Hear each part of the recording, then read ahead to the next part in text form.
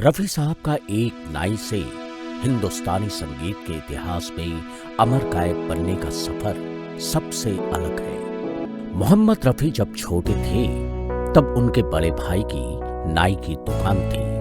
रफी साहब का काफी वक्त उसी दुकान पर गुजरता था। कहा जाता है कि रफी साहब जब 7 साल के थे तो वे अपने बड़े भाई की दुकान से होकर गुजरने वाले एक फकीर का पीछा किया करते थे जो उधर से गाते हुए जाया करते थे।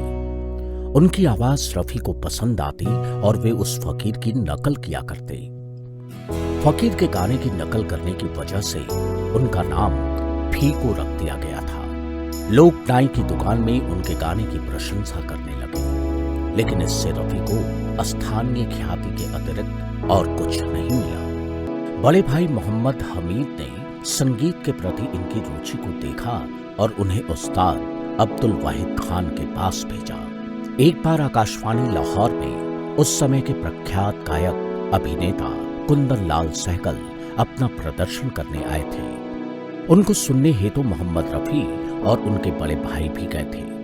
बताया जाता है कि ठीक उसी समय स्टूडियो में बिजली गुल हो जाने के कारण सहगल साहब ने गाने से मना कर दिया। तब रफी के बड़े भाई ने आयोजकों से निवेदन किया कि भीड़ को शांत करने के लिए मोहम्मद रफी को गाने का मौका दें। उनको अनुमति मिल गई और इस तरह 13 वर्ष की उम्र में मोहम्मद रफी को पहली बार गाने का मौका मिला।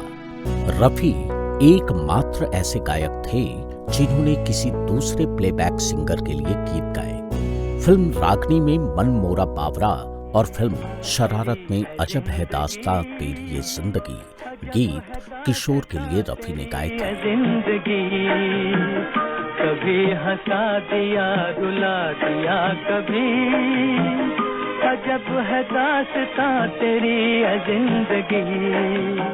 संगीतकार नौशाद अक्सर मोहम्मद रफी के बारे में एक दिलचस्प किस्सा सुनाते हैं। एक बार एक अपराधी को फांसी दी जा रही थी। उससे उसकी अंतिम इच्छा पूछी गई। न तो उसने अपने परिवार से मिलने की इच्छा प्रकट की और न ही किसी खास खाने की फरमाइश। उसने कहा वो मरने से पहले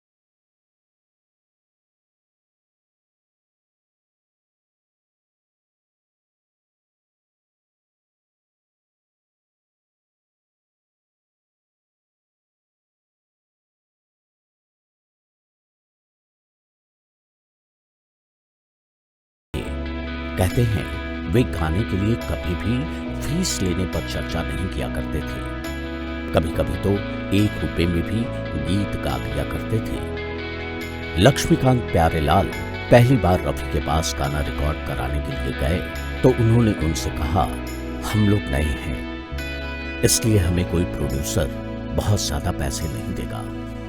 हमने आपके लिए एक गाना बनाया है, अगर आप इसे गा दें कम पैसों में तो बहुत मेहरबानी होगी। रफी ने धुन सुनी, उन्हें बहुत पसंद आई और वो उस गाने के लिए तैयार हो गए। रफी साहब ने 31 जुलाई 1980 को अपने एक गाने की रिकॉर्डिंग पूरी करने के बाद संगीतकार लक्ष्मीकांत प्यारेलाल से कहा, okay now I will leave. Rafi साहब के ये कहे वाक्य उनके जीवन के आखिरी वाक्य थे। उस दिन शाम 7:30 पर मोहम्मद रफी को दिल का दौरा पड़ा और वे अपने करोड़ों प्रशंसकों को छोड़कर इस दुनिया से हमेशा हमेशा के लिए चले गए।